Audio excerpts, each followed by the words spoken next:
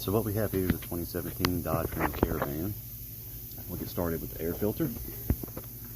I've already got it unclipped, but this one, it just has 3 little clips on it. You unclip those and that's very nice compared to having the screws that you have to go through. Let's raise this up, lift the filter out. And as you can see, it is kind of dirty. You can see some trash and all that in there now. And you see the dust that comes out whenever I hit it. Now I like to hit it like that whenever I don't know if when the last time was changed and all that. This one I don't know. It's a used vehicle we got into the dealership that we're working on. So I do that just to check. But generally you want to go every 10 to 15,000 miles with your air filter, depending on, you might even do sooner than that, depending on where you live as far as dusty conditions. And around me there's a lot of dusty conditions, a lot of long driveways that are, dirt, dust. So definitely keep an eye on it. At least every oil change, double check it. So we'll move on along to, this is where you're going to be filling your oil. And all of them will have a little cap somewhere underneath there. Most of them have the weight on it. You definitely want to get the proper weight for the vehicle. A lot of people want to go overweight. These are not designed to run on a high weight oil.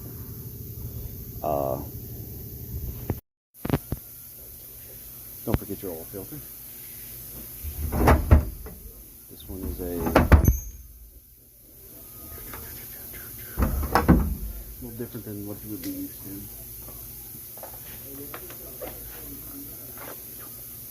Instead of a spin-on, it's more of this little cartridge.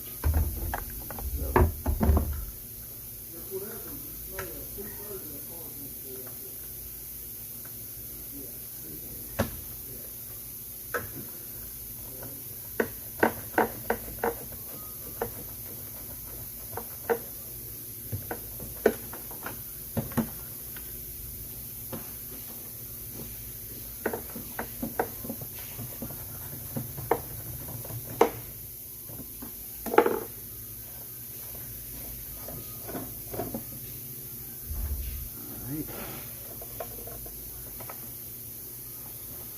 okay. This one's located right here in the passenger side under the intake air tube, and you just pop that apart, put that in the pan to drain. Pick,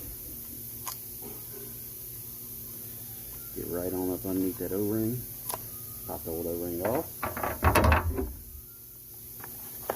These do come with a new O-ring. Pop it on. I like to put a little bit of oil on it.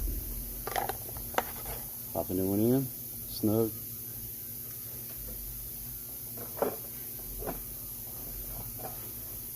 And put it back in. This one is a 24 millimeter. Different ones are different sizes. I have a whole box of various size sockets.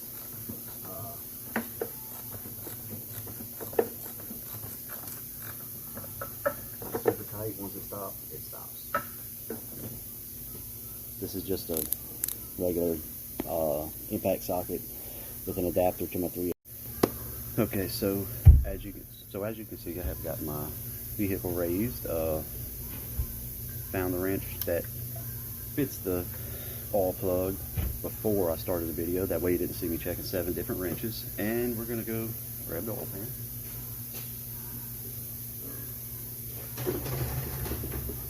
Now obviously most of you would be doing this on the ground. It'd be great if we all had racks at our house to be able to do this kind of stuff, but you're gonna be careful because it should be warm. You don't want cold oil coming out.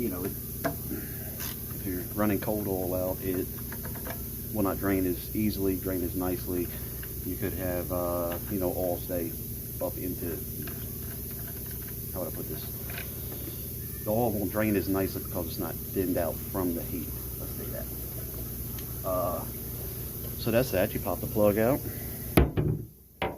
Remember to keep it to the side. Don't drop it in your pan. end up trying to find it and have to go to the run to the parts store and get another plug because you lost the damn thing. But now we'll let it drain.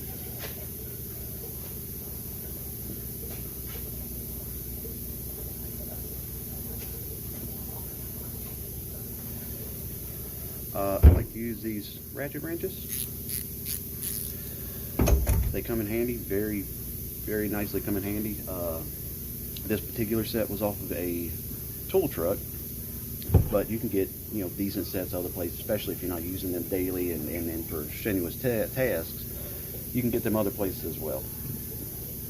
If you wanted to go to your parts store, or you know, some of the places that sell craftsman and stuff like that, or even Amazon. I get a lot of my tools from Amazon. It's great because I have, you know, I work all day and then I go home and I do stuff at home. I try to spend time with my kids, or maybe I, you know, go fishing or hunting after work, and you know, I bring the kids fishing or something, and it just saves time. I'm able to order the stuff online. It saves time for me to do more stuff that I want to do instead of spending so much time at a parts store or at a tool store trying to get tools. So we'll let it drain on down. While you're under here, you can check some other things, tires, or while you're letting it drain, if you're on the ground, obviously. I'm just going to pick you up. So these tires, as you can see, they're not too bad, or this one's not too bad. You got a decent tread on it. I want to say this is the only really good one. Yes. So if you come over here, you notice this one is pretty well bald. So point out some things real quick. If you notice right there between the treads, it's got a little, like a little knobby between them. That's called a wear bar. If your tire gets down to that, you have used them too far. You definitely want them changed. So if you measure the depth on your tires, you want to measure to that wear bar. This one back here is not so bad. That's about 3 to 4 millimeters right there. 3 is about the least you want. Yeah, and this one here, you see it's wearing a little to the outside and inside a little more. I don't know if you can see that on the video, but there's also dry rot. So you can see here where it was run flat for one. It's got like a wear mark here like it was rolling on it. And you can see some dry rot in it. It's an older tire. So we're definitely going to change all 4 of these. This is one of our lot vehicles. You know, just check some basic things. If you're able to get underneath here, shake your exhaust, make sure none of these hangers are broken. And I've already done some checks on this, but you want to kind of check your suspension, make sure nothing in here, none of these rubbers and stuff look like they're worn out, you know, or cracking or broke. Basically keep your ride in good condition. So we're going to go ahead and put this back in. If I can find it. Alright, get our wrench.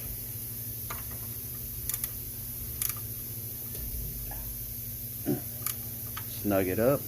It doesn't have to be super tight. It's not a, you know, bow up on it kind of thing. I don't know the exact foot-pounds, but you know, if I had to guess, 30, 40, you know. It's got a good gasket on it. So, quick snug, quick check. And now we can let it down, which I'm gonna move you.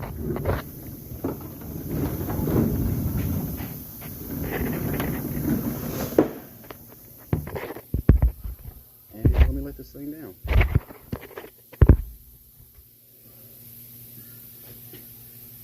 Make sure nothing's underneath it. Also, safety. Real quick, safety is important. Seriously. If you're working on it at home, you get the good ramps, put it on the ramps, chock the wheels, the rear wheels. Make sure it doesn't roll. If you're using a jack, get you some good jack stands. Put your vehicle up on jack stands. That way when you're under there, the jack doesn't fail and just, you know, we don't want anybody getting hurt here. So,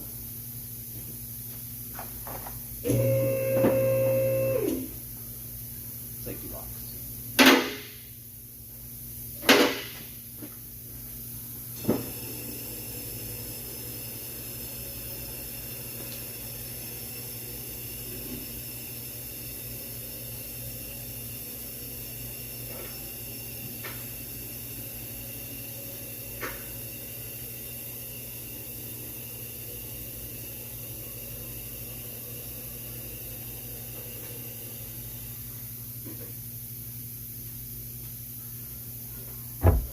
Now before I forget, I'm going to go ahead and fill it with the oil.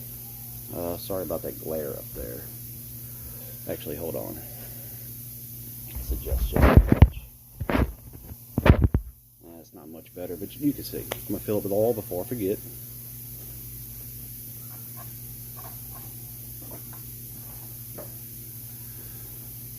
This particular vehicle takes 6 quarts of 5W20, and let's see here. And this one, I believe, is a not a full synthetic blend, but it is synthetic, which most oils these days are some form of synthetic. There's 1 quart.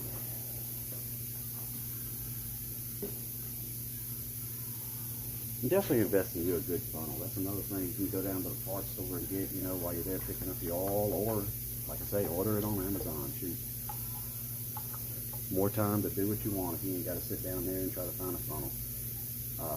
More time to go fish or hunt or play video games, or, you know, if that's what you're into, or whatever you like to do.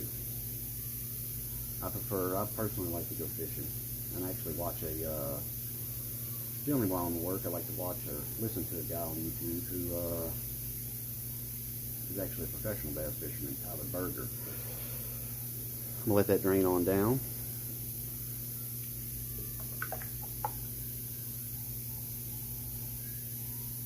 And there we go, that's 6 quarts. And it's not the Motorcraft oil, I reuse the bottles because our tanks are way over there. So I go get my oil in these bottles and fill it up. Now, rag, pull your funnel, rag under it, that way it doesn't drip all over everything.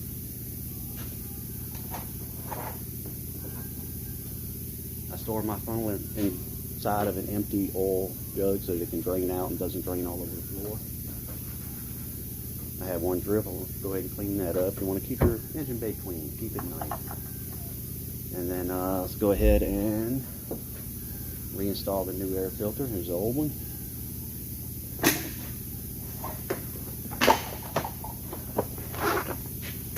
Nice new air filter. Should be able to breathe nice. And you really want to change this air filter, I'd say about every 10 to 15, depending on where you live. If there's extra dusty conditions, change it. You know, check it, do a little bump test. Bump it a couple times, dust comes out, or you slap it on here and dust comes out, or something like that. You definitely want to change it. You want your engine to breathe right. Just like you have to breathe, your engine has to breathe. And it has to breathe through something clean, because that dust kick inside your engine could actually damage your rings.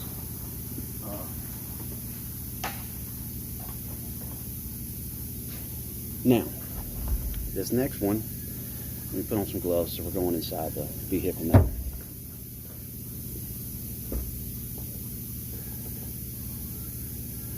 This next one is called a cabin air filter. Now, I feel like a lot of people don't know about a cabin air, because we get a lot of vehicles here used, and the ones that people are driving, you know, that the cabin air filter is disgusting.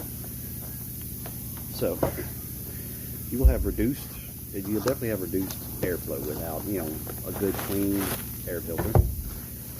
And reduced airflow could actually cause freezing up, and your AC won't work at all. So you want to change this probably about the same as you change. You go ahead and change it about the same as you change your air filter. So we're just gonna. I've already got this one apart. All right. So as you can see, I've already got this one taken apart. It's actually, there we go. Now, these come apart. All of them are pretty similar. Some of them have screws, which I'm going to try to do a video on every one that I do. Every cabin air filter I do, because we get a lot of different vehicles here, and it could be helpful to some people. Like I said, it's a 2017 Caravan, so you see these little knobs? And it's got slots. That's so that you can bend this in and pull it around this. This, right here, is to help it not just slam open and stuff. And it clips in over here, which I'll show you in a minute. So this is the air filter out of this vehicle. You can imagine it wasn't blowing that great. Alright, note airflow on this one. Airflow was down. So that was the top. So we're going to put this in.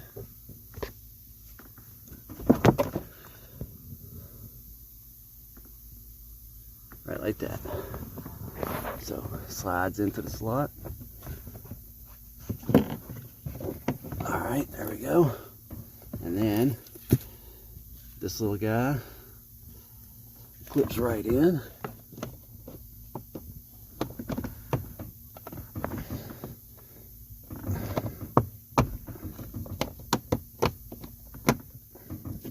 There we go. And then here, it might be kind of dark, but reattach this.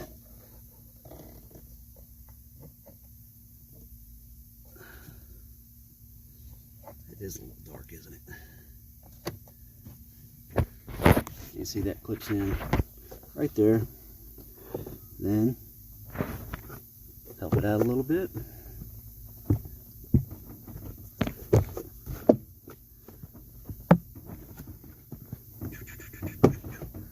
And that's it.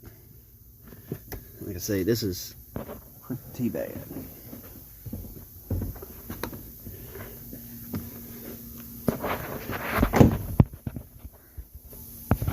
And that's just a few little things that you can do to keep your vehicle running well, to keep your air conditioner running well.